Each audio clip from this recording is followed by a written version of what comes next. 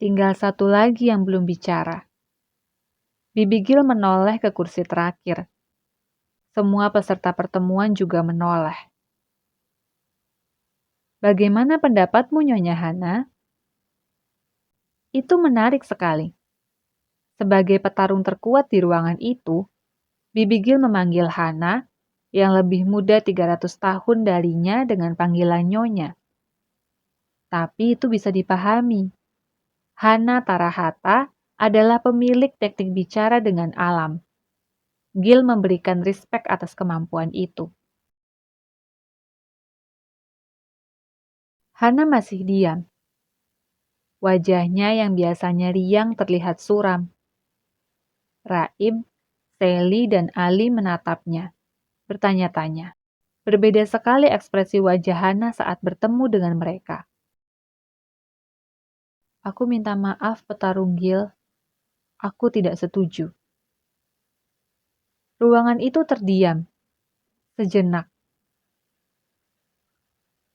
Tapi apalah arti pendapatku? Aku hanyalah seorang peternak lebah dibanding para petualang besar dunia paralel di ruangan ini. Raib menelan ludah. Ali terdiam. Sally menoleh ke Ali. Si biang kerok ini dulu selalu merendahkan kemampuan tidak masuk akal membaca alam. Lihat, teknik itu sangat penting sekarang. Seluruh ruangan bahkan terdiam saat Hana bicara. Nyonya Hana keliru. Justru pendapat Nyonya yang paling penting. Aku tidak akan meminta Nyonya datang ke pertemuan ini menyela kesibukan di padang perdu jika tidak penting. Apa yang Nyonya ketahui bisa dijelaskan lebih detail.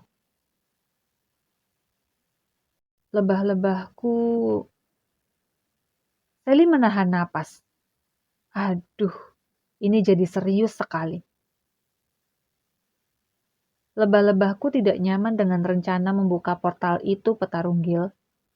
Mereka membaca alam, pertanda yang tertinggal jutaan tahun di dunia paralel. Mereka tidak tahu apa yang akan terjadi, tapi mereka khawatir tentang tumbuhan, hewan, virus, bakteri, para penghuni awal klan-klan di dunia paralel. Lebah-lebahku bicara tentang masa lalu, masa sekarang, dan masa depan. Tapi aku tidak tahu lebih detail maksud mereka. Itu tidak pernah mudah memahaminya, menerjemahkan kabar dari tempat dan klan-klan jauh. Hana diam sejenak. Bahkan dia membutuhkan ratusan tahun untuk tahu apa yang terjadi pada anaknya Mata. Baik, itu berarti serius sekali Nyonya Hana. Aku dan semua peserta pertemuan tidak bisa mengabaikannya. Tapi, apakah lebah-lebah itu menyampaikan sesuatu lebih spesifik? Ancaman? Potensi masalah? Hana menggeleng pelan. Dia membutuhkan waktu untuk memahaminya. Tapi suasana hatinya buruk, sama seperti saat Mata dulu pergi mengikuti festival bunga matahari. Nalurinya jarang keliru. Lebih-lebih jutaan lebah juga menyampaikan kegelisahan yang sama. Sally menoleh ke Ali lagi. Bagaimana ini? Jika Hana tidak setuju, apakah portal itu batal dibuka? Ali menyeringai. Jelas sekali bukan? Jika Hana menolaknya, Bibi Gil akan membatalkan rencana. Aduh, tapi bagaimana dengan Ceros dan Cuas? Mereka tidak jadi pulang. Masih lengang sejenak basement itu. Bibi Gil menghela napas pelan. Apakah mungkin lebah-lebah itu keliru, Nyonya Hana? Hana hendak menggeleng. Aku tahu lebah-lebah itu hanya menyampaikan kabar berita, Nyonya Hana.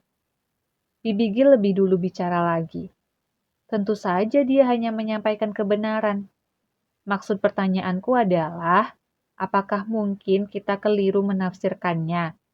Kabar buruk, berita menakutkan, ancaman, masalah besar, pertarungan mematikan, itu mungkin memang telah menunggu di depan mata. Tapi, kita tidak benar-benar tahu akhir sesuatu sebelum sesuatu itu benar-benar terjadi, bukan? Hana menatap Bibi Gil. Apa maksudnya? Kesalahan yang kita buat boleh jadi ternyata mengandung rahasia di baliknya. Kesusahan dan kemalangan yang kita alami boleh jadi menyimpan misteri di ujungnya.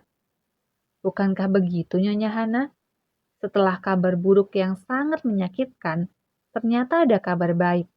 Setelah rasa sakit, kehilangan, ternyata memiliki kejutan di ujungnya.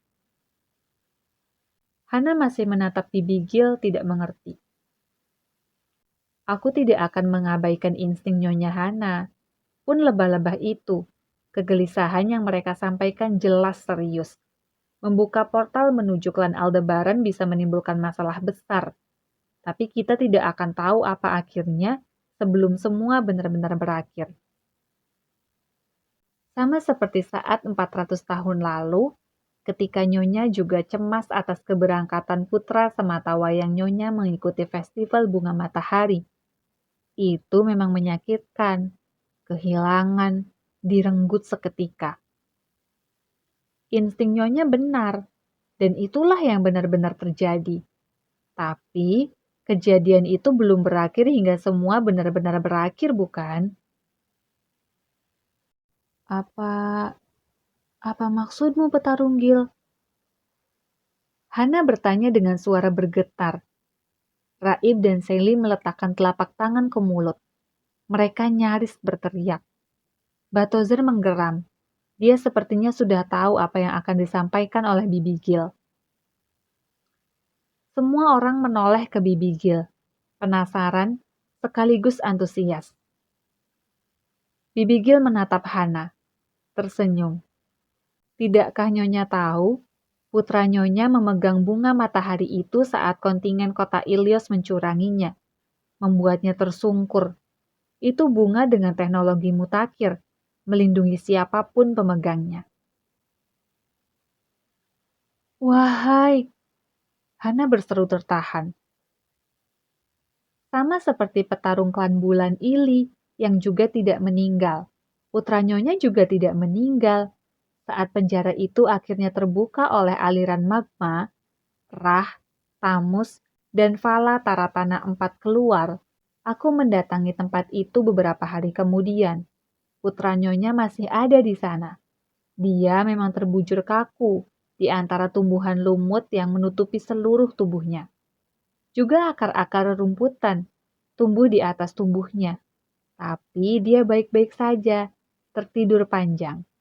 Aku tidak bisa membangunkannya, karena bunga matahari itu memiliki algoritma sendiri. Tapi aku tahu, sebentar lagi dia akan terbangun. Hanya hitungan hari, setelah 400 tahun lebih. Jadi aku meninggalkan pesan di sampingnya, agar dia tahu harus menuju kemana saat terbangun. Dan sepertinya, beberapa detik lalu dia telah terbangun. Sensor yang aku letakkan di sana mengirim informasi. Wahai, Hana berdiri. Persis saat suara seperti tetesan air kecil menetes terdengar, portal ke-10 telah terbentuk di ruangan basement rumah Ali. Sally betulan menjerit. Dia tidak tahan lagi. Raib juga ikut berseru tertahan. Ada yang datang. Siapa? Jangan-jangan. Aduh. Sally melompat-lompat karena antusias. Wahai, ini akan benar-benar mengejutkan. Af berseru pelan. Batozer mengkeram. Apanya yang kejutan, heh? Dia bahkan telah memberitahukan fakta itu sejak beberapa waktu lalu. Bunga matahari itu melindungi pemegangnya. Si putih berdiri di atas meja. Ekor panjangnya berdiri. Semua peserta pertemuan menatap portal yang terus membesar. Itu bukan portal biasa. Cahaya hijau lembut. Akar-akar pohon terlihat menyulam lingkaran yang terus terbentuk. 1-2 daun muncul di akar tersebut. Juga kembang-kembang mekar. Itu portal yang indah dan super badas. Persis portal itu sempurna terbentuk, seseorang melangkah keluar. Pemuda gagah dan tampan.